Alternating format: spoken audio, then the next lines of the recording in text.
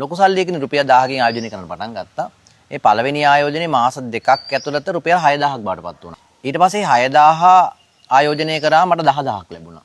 10000 ආයෝජනය කරාම 27000ක් ලැබුණා. 27000 ආයෝජනය කරාම 50000 ලැබුණා. ඒ 50000 ආයෝජනය කරාම ලක්ෂ 7ක් ලැබුණා. අයිබෝවන් නිවුස් ටීවී සිග්මා සාකච්ඡා මණ්ඩපය සමගයි ඔබ මේ එකතු වෙන්නේ. අද අපි කතා කරන්නේ අපි හැමෝටම වැදගත් වන සුවිශේෂී මාතෘකාවක් කොටස් වෙළඳපොළ.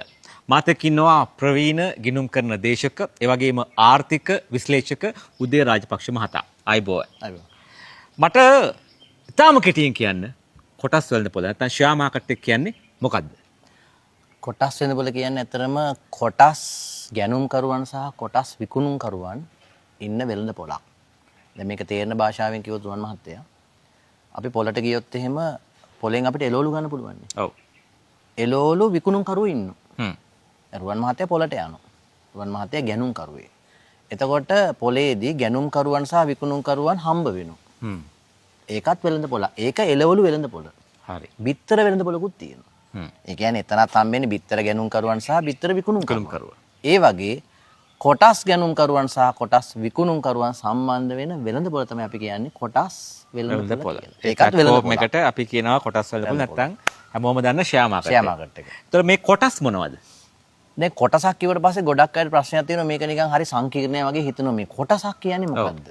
අපි හිතමු අපි සමාගමක ඒ කියන්නේ සමාගමක් කියන්නේ ගොඩාක් ප්‍රාග්ධනය ඒ කියන්නේ විශාල ආයෝජනයක් ඕන ආයතනයක් සමාගමක් කියන්නේ. අපි හිතමු උදාහරණයක් විදියට ලක්ෂ 50ක ප්‍රාග්ධනයක් තියෙන සමාගමක් රුවන් මහත්තයා පටන් ගන්නවා. රුවන් මහත්තයා ලක්ෂ 50ක සමාගමක් පටන් ගත්තට රුවන් මහත්තයා ලක්ෂ 50ක් මේ වෙලාවේ දාන්න සල්ලි නැහැ. මොකද කරන්නේ? අපි මේ ලක්ෂ 50 බෙදනවා 10 කෑලි වලට. 10 කෑලි. ඒතකොට 10 කෑලි පුළුවන්නේ ලක්ෂ 5කට කඩන්න. ඔව්. ඒ ලක්ෂ 5 කෑලි ටික අපි ආරාධනා කරන මහජනතාවට ඕගොල්ලොත් ඇවිල්ලා මේකෙන් කෑල්ලක් ගන්න. එහෙනම් මේ කොටසක් කියන්නේ සමාගමක ප්‍රාග්ධනයේ එක කෑල්ලක්. සරලව කිව්වොත්. ඒක එතකොට ඒ කොටසේ මිල ගණන තීරණය වෙන එක බලපානවා ඒ සමාගම අනුව. ඒ කියන්නේ ඒක මම උදාහරණයක් විදිහට තමයි 10යි කියලා ගත්තේ. ඒක 20ක් වෙන්න පුළුවන්, 50 වෙන්න පුළුවන්. එක එක සමාගම අනුව ඒක වෙනස් වෙන්න පුළුවන්. ඔව් දැන් අපි දන්නවා සමහර කොටස් තියෙන රුපියලටත් ගන්න පුළුවන්. හරි. එතකොට බලන් ඉන්න අයට කියමු උදේස කොටස් වෙළඳපොළ හරහා කෙනෙකුට හොඳ ආදායමක් උපයන්න පුළුවන්ද? ඇත්තටම මේ ලෝකේ ගොඩාක්ම ධනෙ උපයපු කට්ටිය හැම කෙනාම මේ කොටස් වෙළඳපොළට සම්බන්ධ වෙච්ච කට්ටිය. දැන් උදාහරණයකට ඉලොන් මාස්ක්. එයා ට්‍රිලියනපතිය ලෝකේ පළවෙනි ට්‍රිලියනපතියා. එයා ට්‍රිලියනපතියෙක් උනේ කොහොමද? කොටස් වෙළඳපොළ හරහා. එතකොට කොටස් වෙළඳපොළ තමයි ලෝකේ තියෙන හොඳම වැඩිම ප්‍රතිලාභයක් ගන්න පුළුවන් ආයෝජනය. මොකද ඒ වගේ ප්‍රතිලාභයක් කිසිම දෙයකින් ගන්න බෑ. අනිවාර්යෙන් පුළුවන් ආදායම් ගන්න. ඒ ගැන ගොඩක් අයට අවබෝධයක් නැහැ. ඒකට හේතුව මොකක්ද? ඇත්තටම මේක සම්බන්ධයෙන් අවබෝධයේ අඩුකමක් තියෙන්නේ. ඒ කියන්නේ ලංකාවේ වගේ රටක කොටස් වෙළඳපොළ ගැන තියෙන දැනුම අඩුයි, පහළට ගලාගෙන ගිහිල්ලා නැති ප්‍රශ්නයක් තියෙන්නේ. මොකද හේතුව ඒක දැනුවත් කරන්න තියෙන පිරිස මදිකමක් තියෙනවා මම හිතන්නේ. ඒක තමයි ගොඩක් අයට දැනුම මදි වෙලා තියෙන්නේ. හොඳයි. මම දන්නවා දැන් මේ කොටස් වෙළඳපොළත් එක්ක ගනුදෙනු කරන කෙනෙක් සහ ඔබට ඒ සම්බන්ධව වෙනම උපදේශන ආයතනයක් තියෙනවා. ඔබ කොයි කාලෙද මේක පටන් ගත්තේ? මම ඇත්තටම මේ කොටස් වෙළඳපොළ ආයෝජනය කරන්නම් පටන් ගත්තේ 1998 වගේ ගොඩාක් ඈත කාලේ. අවුරුදු 28ක් මම හිතන්නේ මට නියමිත වයස සම්පූර්ණ වෙන්නත් කලින් අපේ අම්මගේ නමින් ලියාපදිංචි තමයි ගනුදෙනු කරේ මම. හොඳයි. මට කියන්න ඔබේ ආරම්භය සහ මේ දක්වා ඔබේ ගමන දිහා බලනකොට ඔබට දෙන්න පුළුවන් පණිවිඩය මොකක්ද බලන් ඉන්න අයට? ඇත්තටම මම කොටස් වෙළඳපොළ ආයෝජනය කරන්න පටන් ගත්තේ රුපියල් 1000කින්. ලොකු සල්ලියකින් රුපියල් 1000කින් ආයෝජනය කරන්න පටන් ගත්තා. ඒ පළවෙනි ආයෝජනේ මාස 2ක් ඇතුළත රුපියල් 6000ක් බාටපත් වුණා. ඒ කියන්නේ රුපියල් 1000ට මට 6000ක 5000ක් ලාභයි. ඊට පස්සේ 6000 ආයෝජනය කරාම මට 10000ක් ලැබුණා. 10000 ආයෝජනය කරාම 27000ක් ලැබුණා. 27000 ආයෝජනය කරාම 50000ක් ලැබුණා. ඒ 50000 ආයෝජනය කරාම ලක්ෂ 7ක් ලැබුණා. ඔන්න පළවෙනිම මතකේ මට. මම හිතන්නේ ඕක අවුරුදු 2ක් වගේ ගියා ඔය රුපියල් 10 ලක්ෂ 7ක් කරන්න මට. හොඳයි. මම හිතන්නේ හරිම ඉන්ටරෙස්ටිං කතාවක්. ඒක ඇතුලේ තියෙනවා.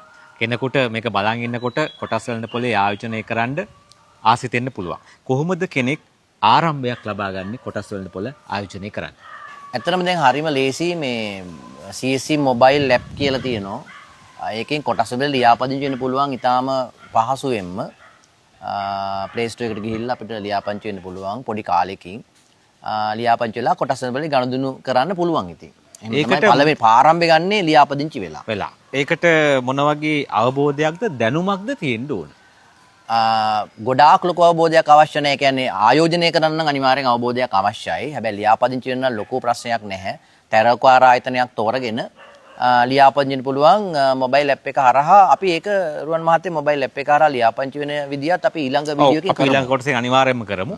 කොහොමද මොබයිල් ඇප් එක හරහා කොටස් වලින් පොලේ නැත්නම් ෂෙයා මාකට් එකේ ලියාපදිංචි වෙන්නේ කියලා. හරි. මම මේ කොටසේ අවසාන ප්‍රශ්නේ ඔබෙන් අහන්න කැමතියි. එතකොට කොටස් වලින් පොල හැසිරෙන විදිහ රටේ ආර්ථිකයට බලපානවද? එහෙමත් නැත්නම් කොටස් වලින් පොල පිළිබඳව බලලා ඒ දිහා බලලා රටේ ආර්ථිකය පිළිබඳව අපිට චිත්‍රයක් හදාගන්න පුළුවන්ද?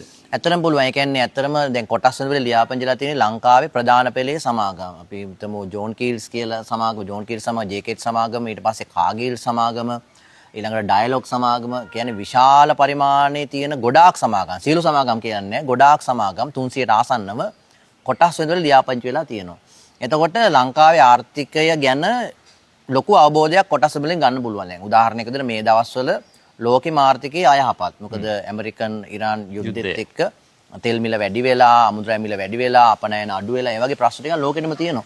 එතකොට මේ දවස්වල කොටස් වෙනද පොළ ඇත්තටම පහළ බහැලා තියෙන්නේ. මොකද ලංකාවේ හෝ පිට රටවල් වල තියෙන ආර්ථික හා දේශපාලන තත්ත්වයන් අනිවාර්යයෙන්ම කොටස් වෙනද පොළට බලපාන. මොකද මේක අධි සංවේදී වෙළඳ පොළක්. එතකොට මේ දවස්වල තියෙන කොටස් වෙනද පොළ පහළ ගිහිල්ලා. හැබැයි බුද්ධිමත් ආයෝජකයා මේ දවස්වල තමයි කොටස් එකතු කරන්නේ. මොකද අනිවාර්යයෙන් මේ කිසිම තත්ත්වයක් සදාකාලික නෑ. ඔක විසඳුණු ගමන් මේ වෙළඳපොළ නැවතත් ඉහළ යනවා.